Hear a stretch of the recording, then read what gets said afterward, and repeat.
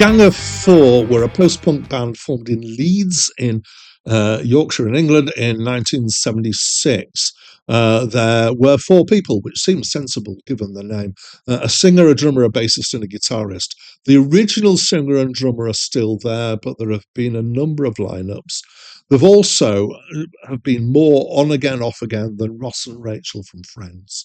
They have released 10 albums over the years. Hi, my name is Dan, and this is a review of the album Solid Gold by Gang of Four, which was released in 1981 and was their second album, and it's my first time listening to it. My two sources say post-punk, that's Acclaimed music, and Wikipedia, so who am I to disagree? I travel the world on the seven seas, everybody's looking for something. In some ways, it reminds me of Susie and the Banshees, or at least the Susie and the Banshees album that I reviewed not that long ago. In the composition of the band, certainly. We've got drums, we've got a fairly strident, toppy bass, and we've got a super jangly, abrasive guitar going in here. While it uses similar sounds, the feel is different. So it's got an urgency to it, which is not the same kind of goth menace that the Susie and Banshees album had. I'm still navigating my way around what is post-punk, what is the differences between punk and post-punk. I think I'm fairly happy in thinking of this not as punk, but as something that's come out from the influence of punk. So I think post-punk seems reasonable to me for that. The guitar, let's get into some more description. The guitar's quite discordant a lot of the time, very angular and janky. The singer and bassist agree on what chords are going on at any point in time. The guitarist is in some kind of parallel universe to that, where it can agree, or it can be kind of ornamentation on top of that, or it can be kind of feeling with a tension against that. In other words, different. Drum patterns. This is one of the things that I found most interesting about this album, actually, with the drummer and the patterns that are used.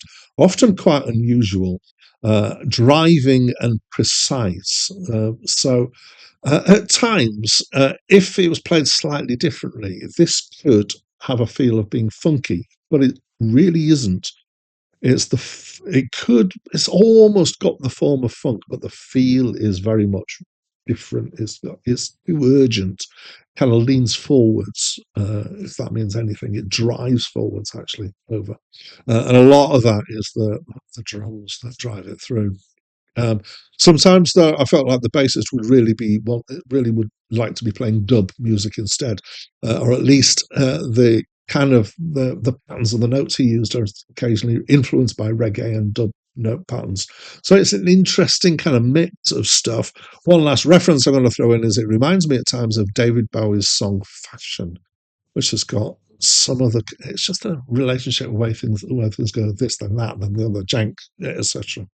The singing is quite strident. This leans towards the kind of punk side of things. It's a mix of singing and talking, but it's decent. The songs are pretty much all social criticism.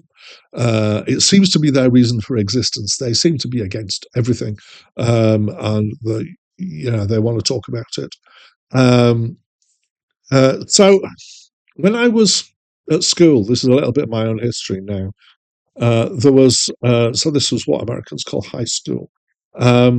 It was I had a lad in my class who had the nickname Harry, and he had a series of school bags, and he had this yellow canvas school bag, but I'm sure he had several of them, because over the years, different bands were featured with their logos on his bag.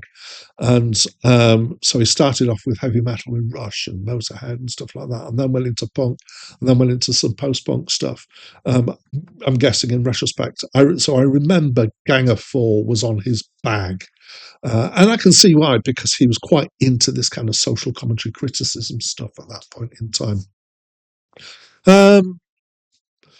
Back out of my history, back into this album. So this is basically, I would say, a one texture album, but it's an effective texture. It works. It's got the protest element of kind of from punk, coupled with some musical chops here, and it produces this kind of urgent, strident bleakness. And bleak is a really good word for this album. That's what they're going for, and that's what they achieve. And I quite enjoyed it, actually. I felt like I enjoyed the texture that they used. I enjoyed some of the social commentary, and I felt that it hung together well as an album. So that's what I think. I'd love to know what you think. So please tell me by leaving me a comment. But that's it from me for now. We've all got opinions. Where do they come from?